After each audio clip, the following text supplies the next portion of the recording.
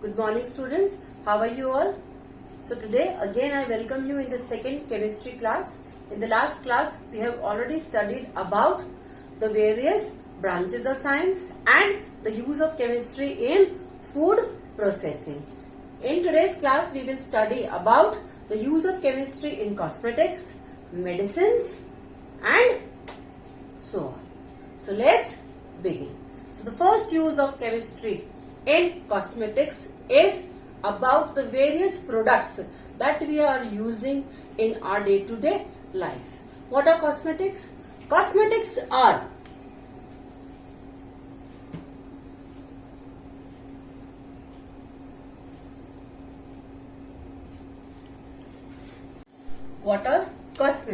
Cosmetics are the substances that are used to improve the appearance or odor of the human body. They are the substances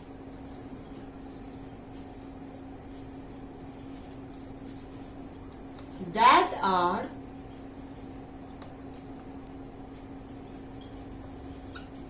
used to improve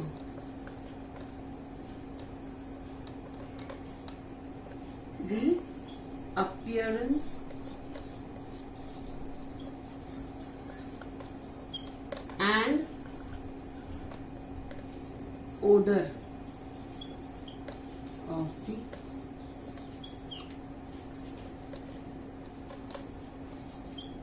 human body. For example, talcum powder, body lotions, creams, moisturizers, nail paints, etc. So, we will study about the composition or the chemical composition of the various cosmetic products. The first one is the talcum powder. Talcum powder.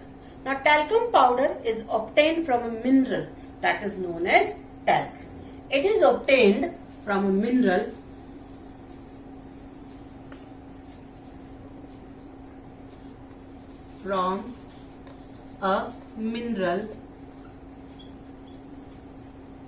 known as talc.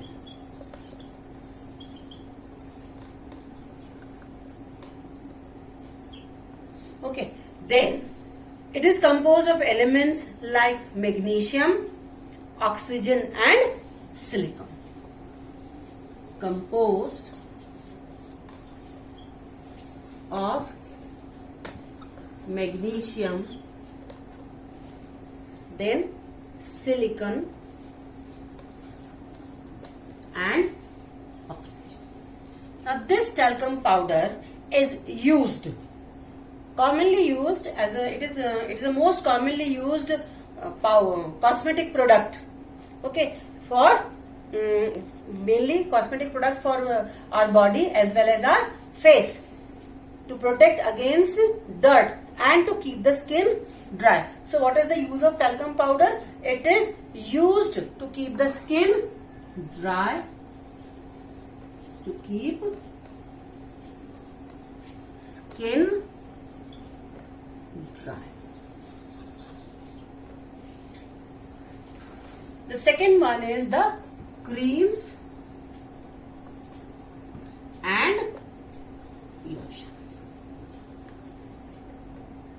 Creams and lotions are generally used during the winter seasons to keep the skin moist. Generally used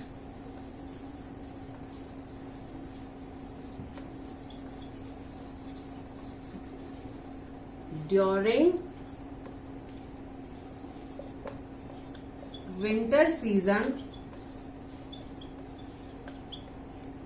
and the function is to keep the skin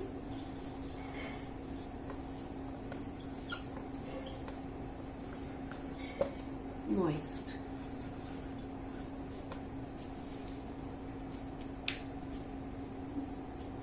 The next is clothing and chemistry.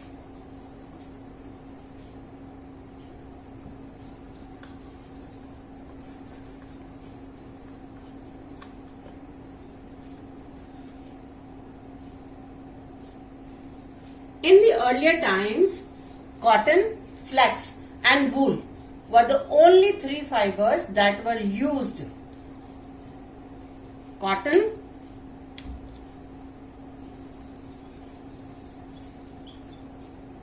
flax and wool. These were the only fibers that were used.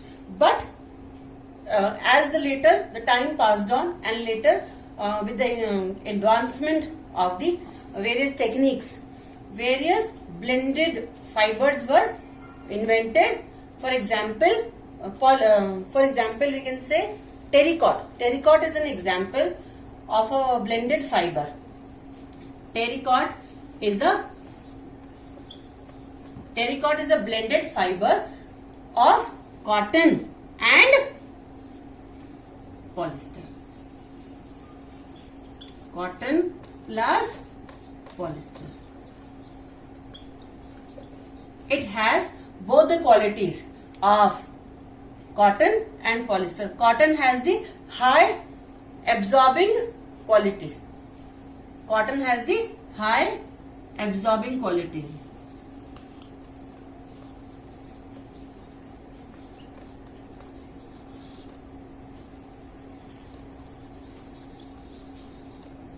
Whereas polyester is wrinkle free.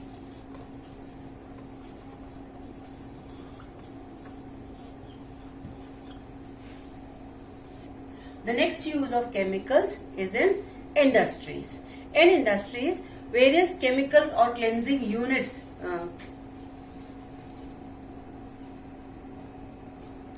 in chemical industries or in industries for cleaning purposes, various chemicals are used. Then we can also say that soaps and detergents are also a part of this industry. Soaps and detergents are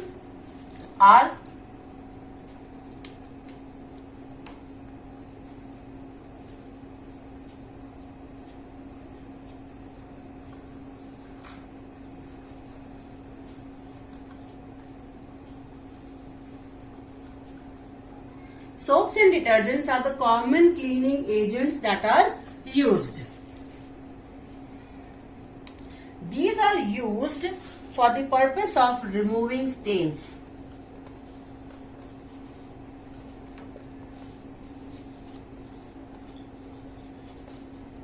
Or dirt. Soaps and detergents are the substances that are used for removing stains and dirt or any impurities that are present, or we can say bad odor also.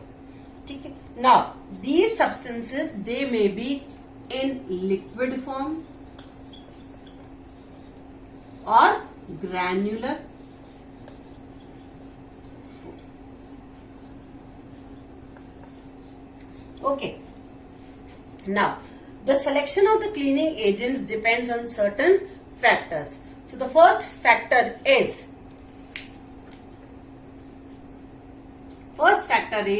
composition of the cleansing agent.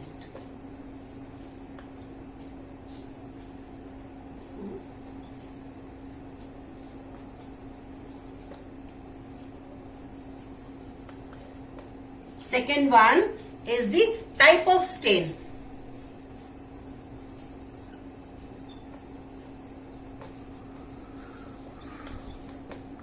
Third is the type of surface that has to be cleaned.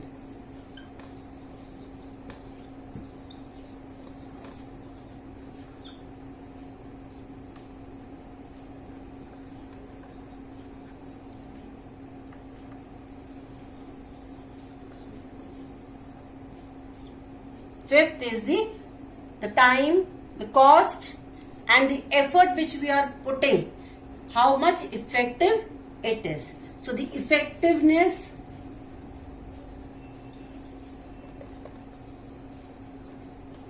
of time,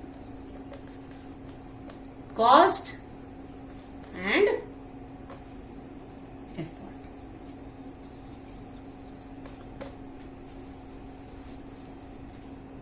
And And the last one is the hazardous effect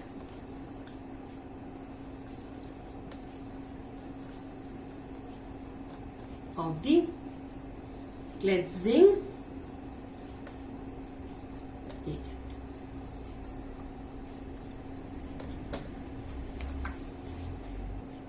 The common use cleansing agent is soap. Now what are soaps? Soaps are cleansing agents that are used for washing and cleaning processes. Okay, then soaps are sodium and potassium salts of long chain fatty acids. So they are sodium and potassium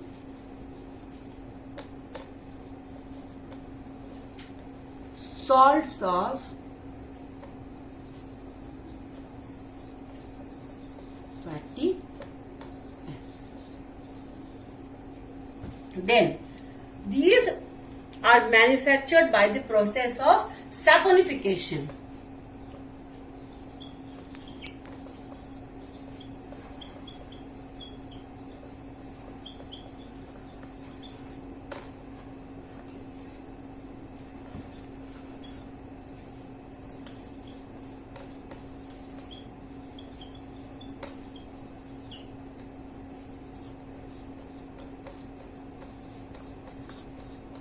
These are manufactured by the process of saponification. Now what is the process of saponification, or what is saponification? Saponification is the process in which what happens, the sodium hydroxide reacts with oils and fatty acids. Okay, reacts with oils and fats and break down. Saponification is the process in which the sodium hydroxide reacts with oils and fats and breaks them down into salts of their respective fatty acids. Okay, now soaps are generally, we get soaps as solid cakes. Okay, so now these soaps, and they have a very good smell also. So when they are made, when the process of saponification is done, at that time what happens, perfumes and colors are added to these soaps. Perfumes and colors are added to these soaps before casting and cutting them. The next one is the detergent. Now what are detergents? Detergents are also the cleansing agents, but they are made from petroleum products. The main or the common main raw material is alkyl benzene. It is mainly in the powder form and it has better cleansing action than soaps. And one more advantage they have is that they can be used with the hard water also. The disadvantage is that they cause water pollution. If we talk about the cleansing action of the soaps and detergents, then the molecules of soaps and detergents have two parts: the hydrophobic part and the hydrophilic part. The hydrophobic part is always the water repellent part, whereas the hydrophilic part is the part that is attracted towards the water. Now what happens when the soap or detergent is applied to dirty clothes, or they are soaked in water, and the hydrophobic part, it gets attracted towards the dirt molecules, whereas the hydrophilic part, it attracts towards the water. And when there is a movement of water, when the movement of water takes place, at that time what happens, the hydrophilic part,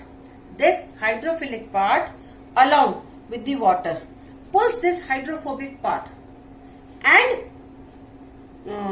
the dirt is removed in this way. Other than soaps, there are various other cleaners. First one is the alkaline based cleaning agents. Now these are extensively used for removing the stains that are due to the grease in the laundry. The common alkaline based cleaning agents are washing soda and caustic soda, and one more is bleach. The second one is the acid-based cleaning agents. These are extensively used in the industries for metal cleaning and also for removal of stains from the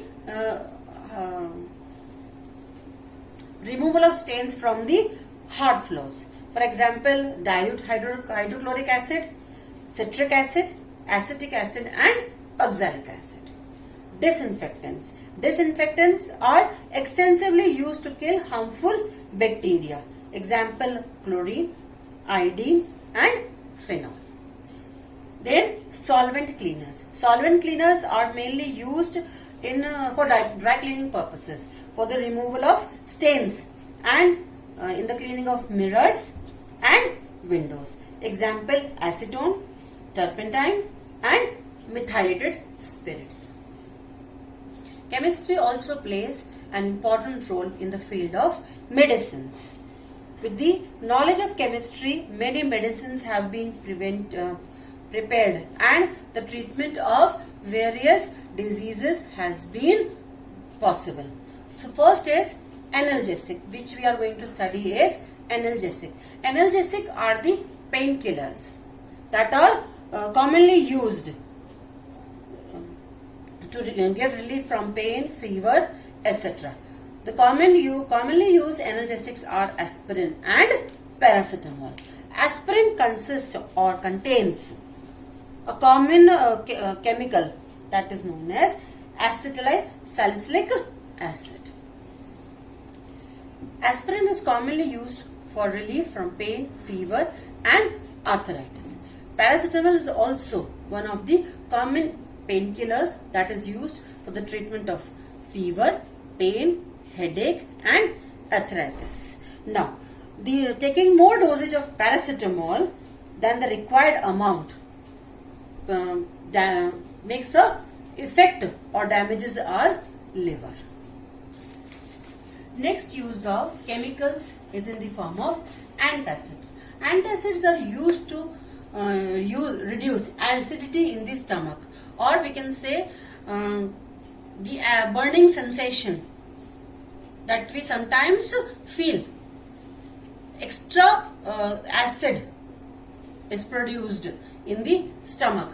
At that time, this antacids are used.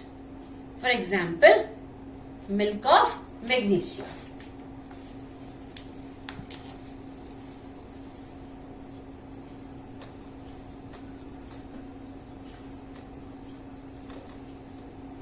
Milk of magnesia. Okay. Now the second one is antipyretics. Antipyretics are used to reduce fever and pain. Aspirin and paracetamol are also used as an antipyretic. Next is antibiotics. Antibiotics are medicines that are used to treat infections that are caused by the microorganisms. These antibiotics are the chemicals that are extracted from the microorganisms to kill the growth of disease-causing microorganisms. Example is penicillin. The next is antiseptics. Antiseptics are applied on cuts, wounds, then burns, and you can say the next is antiseptics.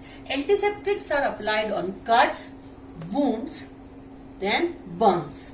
Okay, to prevent the growth of microorganisms. Okay, then the commonly used antiseptics are Dettol, tincture of iodine. Hydrogen peroxide is also a commonly used antiseptics.